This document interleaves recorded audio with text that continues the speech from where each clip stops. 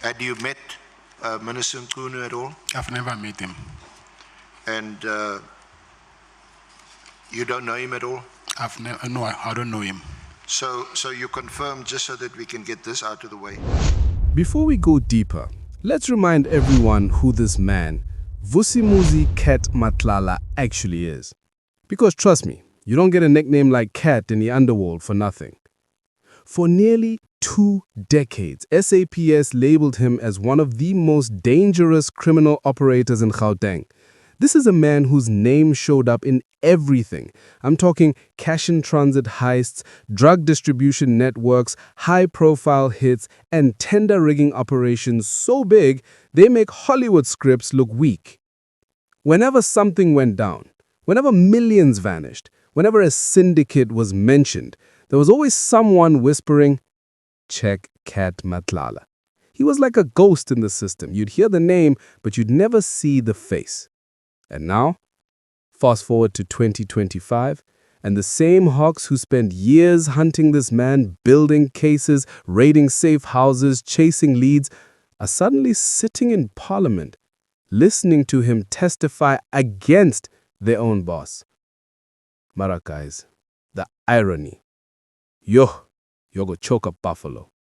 Okay, before we dive into the real fireworks, let's clear up one major confusion that's been causing chaos on social media, because I've seen people mixing this thing up like a pap and mas combo. This hearing, where Cat Matlala is dropping all these bombs, did not happen at the Madlanga Commission. No. Different place, different purpose, different stakes. We are talking about a parliamentary ad hoc committee, a special group of MPs handpicked to investigate massive corruption inside SAPS crime intelligence and forensic services. Not just small tenders, I'm talking hundreds of millions of rands being probed. This committee was set up because too many tenders mysteriously disappeared, ballooned, or were handed to companies with zero track record. And surprise, surprise, some of those companies allegedly lead straight back to people like Cat Matlala. So picture the scene. MPs from every major party sitting there, lawyers watching closely, journalists waiting with itchy fingers, and then Cat Matlala walks in. A man SAPS once labeled a high-value target, ready to talk. And what comes next? Mzansi, it's the kind of testimony that shakes an entire institution. All right, this is where the story stops being a simple scandal, becomes a full-blown national earthquake. We're talking about a tender worth 360 million rand. Yes, 360 million rand for forensic equipment that crime intelligence desperately needed. And somehow this tender lands in the hands of a man SAPS once called a criminal mastermind. According to Cat Matlala, this wasn't luck. It wasn't a competitive process. It wasn't even about who had the best price or experience. No, according to him, it was an inside job. Do you know, or did you know General Senona, the head of the Hawks, KZN? Yes, I know him very well. Very well? Yes. So for how long you know him? I'll say maybe 7 years.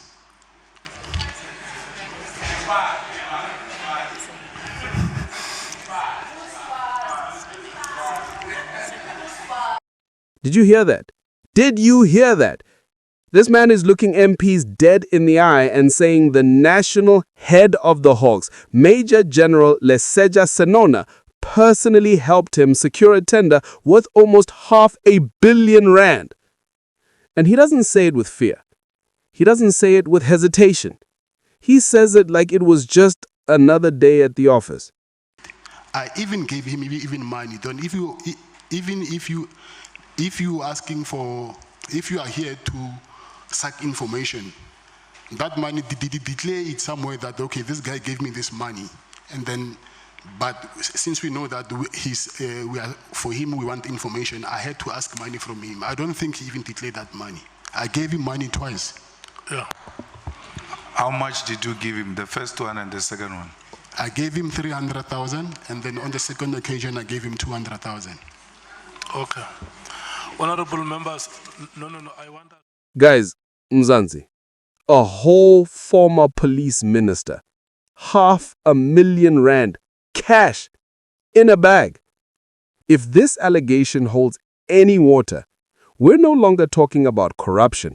We're talking about a police state being run like a street gang. Think about it. A man accused of masterminding heists, giving a minister $500,000 cash for what he calls protection. If one of these claims is true, someone is going to jail. And if all of them are true, then the entire SAPS leadership might collapse like Jenga blocks. And it raises a haunting question.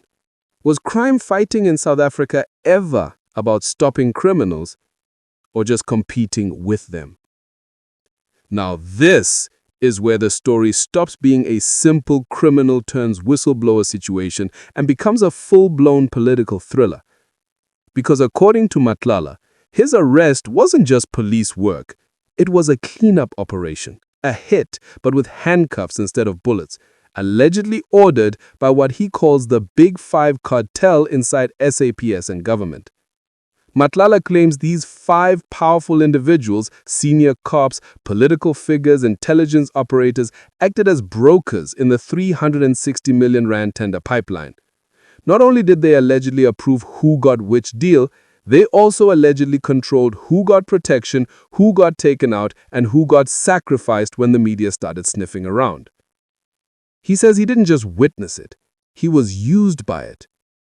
Matlala describes a network where criminals, businessmen, and top-ranking officers all operated like one machine, a machine that never stopped until money stopped flowing. And according to him, anyone who stepped out of line, anyone who asked questions, met one of 2 fates. You are either rewarded with a promotion or rewarded with a prison cell.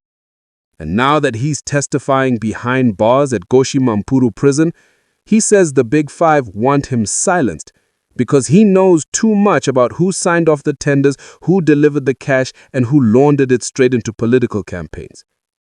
Every allegation puts him one step closer to freedom, and the people he's accusing one step closer to handcuffs.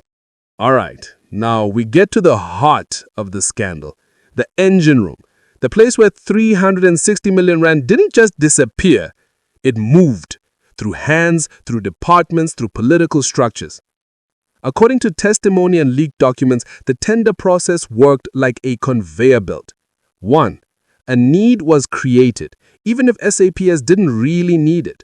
Sometimes urgent, sometimes fabricated, sometimes duplicated. 2. A preferred company was chosen, usually with political ties or known gatekeepers. No competition, no transparency. 3. Invoices were inflated, massively. 10 million rand items became 50 million rand. 20 million rand services became 100 million rand. 4. Money was split. Part to business owners, part to facilitators, and part, Matlala claims, straight into political campaigns. Matlala alleges that these tenders were never about police safety. They were about political survival. Companies fronted as service providers were allegedly just channels. The real goal? Move money in a way that looks legal, but functions like laundering. He claims he personally witnessed drops, handovers, and meetings where officials discussed what percentage goes where. And if that's true, then this wasn't corruption. This was a parallel economy running inside SAPS. Even worse, several of the companies under these tenders allegedly had connections to people previously linked to organized crime, meaning the same networks SAPS was supposed to fight were being paid by SAPS using taxpayer money. You're basically funding the criminals so they can protect you from the criminals. Mzansi, we live in a movie. Now, let's get to the part that made South Africa sit up straight. Because Cat Matlala didn't just say he knew about corruption. He claims he was used as a political bagman. A bagman, someone trusted to move money quietly, discreetly, off the books. And he says this wasn't random, not a once-off, not a favor, no. According to him, this was a system. He alleges that senior ANC-connected figures wanted cash moved from SAPS contracts into election campaigns, into events, into vote-mobilizing structures. Wait, so the same man accused of running CIT heist was trusted with political cash? Mzansi, imagine relying on a suspected kingpin to finance democracy. If true, this tells us everything about who the system really trusts. But here's the twist. Matlala says he never volunteered. He wasn't begging to be part of politics. He claims he was pulled in because these networks wanted someone who could move fast, move quietly, and leave no paper trail. He says some of the so-called deliveries he made weren't even explained. Just a location, a package, a name, a time. And every time, it linked back to tenders. Now, whether you believe him or not, here's the problem. If these claims are true, they show a deep entanglement between alleged criminals, tender manipulators, and political financing. And if they're false, then Parliament is listening to a man who could be manipulating the system to save himself. Either way, the story gets darker from here. Mzansi, this is where it gets even more intense. Cat Matlala is testifying under Section 2 immunity, meaning what he says cannot be used against him in court. Sounds like protection, right? Safe passage. Well, not exactly. He's nervous, not because he's lying, but because the rules could change. He told Parliament that once new leadership comes in, perhaps under President Ramaphosa or whoever comes next, Section 2 could be revoked. And then the same people he's exposing could come after him. Imagine the tension. A man with insider knowledge of millions in tender corruption, people allegedly taking cash handovers, and generals who once protected him now waiting for him to slip. He's basically saying, I can talk now, but tomorrow it might be the end of me. Mzansi, this isn't a movie. This is real life. And the next twist, you won't believe it. Because the very next week, the same committee that Cat testified to had General Senona's appearance postponed to January 2026. Coincidence? Or is someone buying time? The postponement raises questions about whether those in power are maneuvering to protect themselves while the public waits for justice. And while everyone speculates, Cat Matlala remains locked up, singing under immunity, but watching his enemies close in. So the big question now is, will anyone actually face the law? Or will this entire scandal fade quietly into thin air, just like so many before it? Mzansi, now we reach the part that hits close to home. This isn't just a story about one criminal singing in Parliament.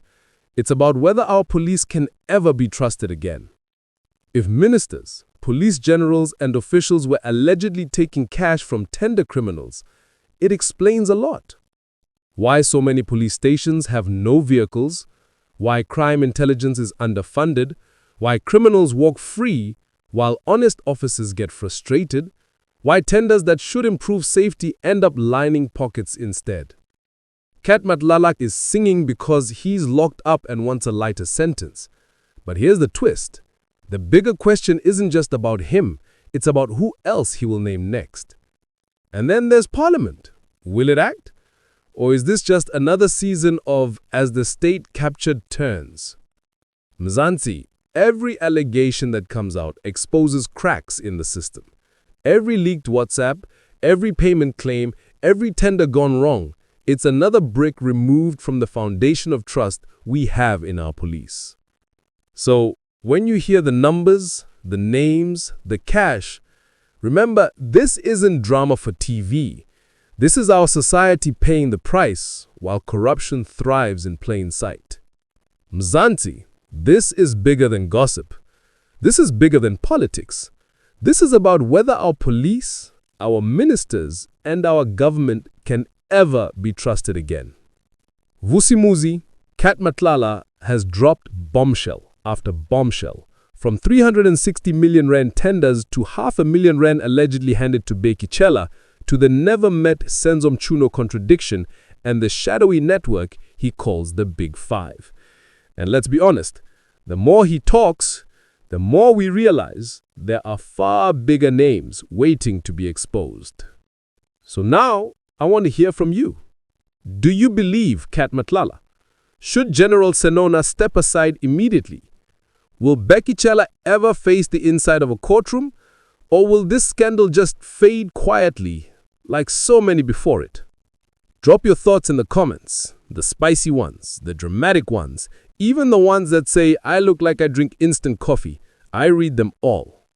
And if you want part 2, the moment General Senona testifies in January, smash that subscribe button and turn on notifications. Mzansi Polyscope doesn't start the fire, we just show you who's pouring the petrol. Ngiyabonga for watching Mzansi. Stay informed, stay awake. Salakacha.